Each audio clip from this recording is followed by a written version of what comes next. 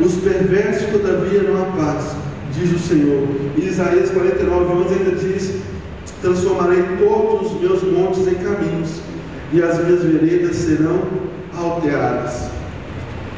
Deus te dá uma segunda oportunidade, amém? Deus deu uma segunda oportunidade para Israel. Israel entrou na terra prometida e ele tinha que fazer duas coisinhas muito simples.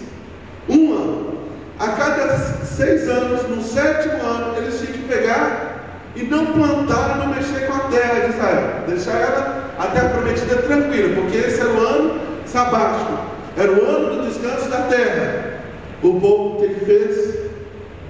Continuou trabalhando, e foi trabalhando. É assim que a gente faz, irmãos.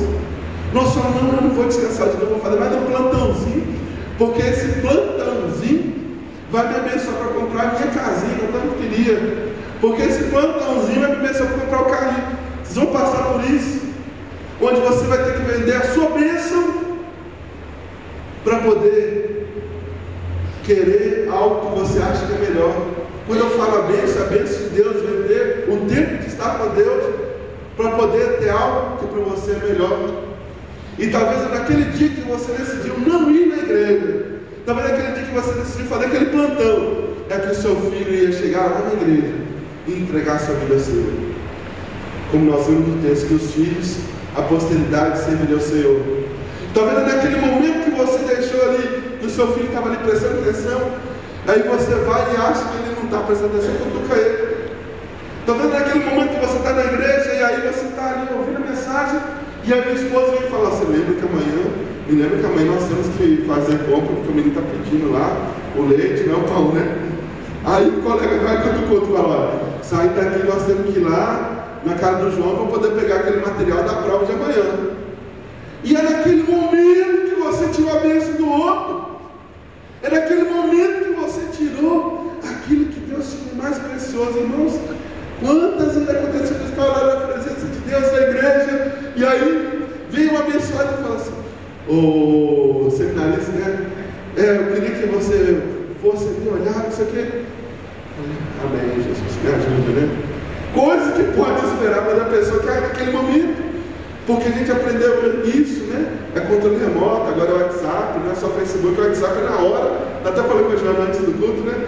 Você manda e na hora a pessoa vê, e se a pessoa recebe, você fica lá, recebeu, e ela vai e não responde, você fala assim: o que está acontecendo? Está acontecendo alguma conspiração contra mim? Meu Deus, o que eu faço agora? E aí você vai e liga para a pessoa: por que você não respondeu a mensagem que eu mandei? Não é assim? A gente fica desesperado, né? É desse jeito, a gente vai e pensa: e agora? Irmãos, nós estamos querendo as coisas de forma rápida, mas as oportunidades vêm no momento certo, no momento de Deus. Olha, o medo pode fazer você recuar diante da oportunidade de Deus. O medo, às vezes, de assumir o ministério. O medo, às vezes, de pegar e participar de um plantão com um doutor, com uma doutora. O medo, às vezes, de orar por alguém. O medo pode tirar a oportunidade de Deus na sua vida. Talvez ao medo e pensar assim: Senhor, como que eu vou viver daqui para frente? Porque eu só está abaixando agora, está melhorando um pouquinho, né? Deus abençoe, continua abençoando mais, melhorando. Mas aí, quantas pessoas que você viu que já voltou para o Brasil, porque olharam: não consigo viver com isso? A pessoa vivia aqui com R$2.000, e aí ela foi baixando o câmbio, e os 2.000 para ele não serve. E eu conheço pessoas que vivem com R$700 aqui, e estão lutando, e vão vencer, porque Deus está dando a oportunidade. Ela agarrou a oportunidade e está lutando. Ainda que com um pão ali, olha, um pão, às vezes não tem nenhum almoço, mas ele está lutando, e Deus vai abençoar. Agarre as oportunidades que Deus te dá. A oportunidade vem e ela passa, e se você não agarrar no momento que ela vem, já foi, perdeu. Deus te dá uma segunda oportunidade, para poder buscar a presença dEle, uma segunda oportunidade para poder estar recebendo a bênção dEle. Olha, irmãos, esses dias, se eu fosse olhar o tanto de prova que eu tinha, não? E o momento que eu estava ali parando com Deus, e não tinha tido esse momento com Deus.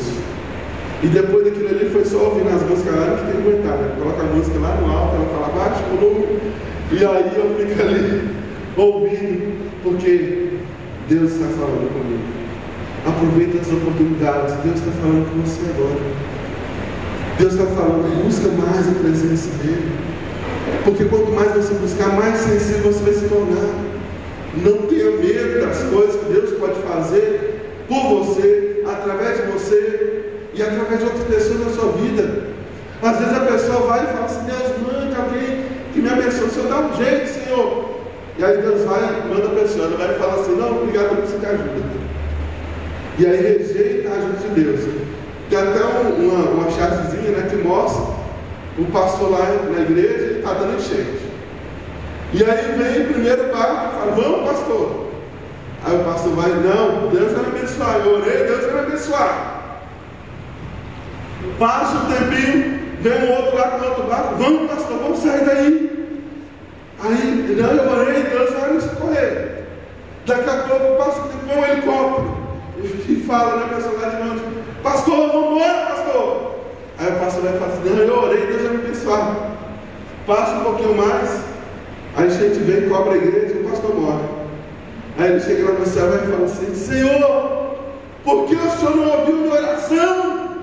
Aí Deus vai e fala, eu mandei 2 barcos e um helicóptero, e você ficou lá. É assim que às vezes a gente quer que Deus abra os céus. E quem já viu aquele filme Noé? Mal viagem, né? Fazer igual na parte lá do filme Noé que tem os anjos caídos se convertem. Está no filme do Noé, quem não viu ainda. Não tem tempo de ver esse filme não. Aí você acha que vai abrir o céu e aí você vê assim, Deus, e aquela mão assim. E aí você olha assim, gente, essa mão desse tamanho deve ser a mão de Deus. Aí você vai, ouve aquela voz assim, eis que te digo. Eu tenho um amigo, foi até meu aluno no seminário, que ele, quando ele vai falar de um jeito, quando ele vai pregar, ele fala, irmãos, estamos aqui nessa noite. E aí você ouve aquela voz e fala, esse irmão é abençoado. Deus tem misericórdia dele de mim também. E aí você vai falar assim, agora eu ouvi a voz de Deus. Porque a gente quer ouvir um grito, irmãos. Em toda a história, sabe quem sempre ganha? É quem grita mais alto, né, pastor? Não é quem fala a verdade. Olha os vendedores. Quem é que vende produto melhor? É aquele que grita mais alto, não é o que tem o melhor produto. E você vai cair nesse ponto de ligar. Aproveita a oportunidade. Quando Elias estava lá na caverna, passou lá aquele barulhão, Deus não estava. Veio o fogo, Deus não estava. E veio então uma brisa suave. E Deus então falou com Elias. Assim que Deus fala com a gente. Muitas vezes na calmaria. Você não precisa de ter tantos problemas. É na calmaria que Deus vai falar com você. Olha, você é meu escolhido. E eu te perdoo. E eu te dou a segunda chance. Em nome de Jesus. Amém? Feche seus olhos e vamos orar. Fala com Deus. Como que está a sua vida espiritual? Peça para Deus falar grandemente no seu coração. Aliás, se renda a Ele, porque eu sei que Deus falou no seu coração. Se renda a Ele, no seu lugar. Não precisa vir aqui à frente, não precisa levantar o braço. Mas eu quero que você, no seu lugar, você tenha esse momento de entregar a sua vida ao Senhor, de renovar a sua vida com Deus. Ó Deus, muitas vezes nós ouvimos tanto do Senhor, nós aprendemos tanto da sua palavra, nós aprendemos tantas coisas do Senhor, já sabemos que devemos fazer e não fazemos. Senhor, pecamos de forma, Deus, desesperada, de forma, Deus, que angústia o teu coração, de forma, Deus, que a nossa santidade, Deus, vai ser esvaída a cada dia. Ó Deus, nós somos, Deus, desesperados, Deus, em fazer a nossa vontade. Ó Deus, quantas vezes nós perdemos as oportunidades que o Senhor nos dá, as oportunidades, Deus, de ajoelhar diante do Senhor e dizer, eu preciso do Senhor, Deus. Deus, que nessa noite, cada coração que está aqui, Deus, possa, Deus, se voltar para o Senhor, Deus. Porque Deus não é aquele Deus tão santo, Deus, que não precisa ser renovado pelo Senhor. Não é aquele Deus tão cheio que não precisa ser cheio da tua presença. Deus não é aquele Deus tão perdoado, Deus, que não precisa do perdão do Senhor. Não é aquele Deus que é tão certo, Deus, que não precisa de arrependimento. Deus, nós precisamos do Senhor, Deus. Mais do que os guarda pelo romper da manhã, Deus. Mais do que o Deus, a mãe, Deus, que chora ansiosa, aguardando a volta do filho. Ou o pai que aguarda, Deus, aquele filho pode voltar para o seu lado, Deus. Nós precisamos do Senhor. Nós precisamos do Senhor, Deus, mais do que a água no deserto, Deus. Nós queremos mais do Senhor, Deus. Derrama, Deus, o teu amor, derrama, Deus, a tua misericórdia sobre nós, Deus. Porque a causa de nós não sermos consumidos, Deus. E renova-nos, ó Deus, com o Espírito de Deus inabalável, com o Espírito de Deus reto, com a vontade, Deus, de te servir, com a vontade, Deus, de amar mais e mais o Senhor. Deus, nós colocamos o nosso coração diante do Senhor nessa noite, em nome de Jesus. Amém. Amém. Semana eu comecei a reler um livro que fala Caçadores de Deus. Quantos aqui já viram esse livro? Já viram? Ninguém viu? Então vou colocar lá no grupo para vocês poderem ler. E o pastor, ele vai falando que ele foi pregar na igreja.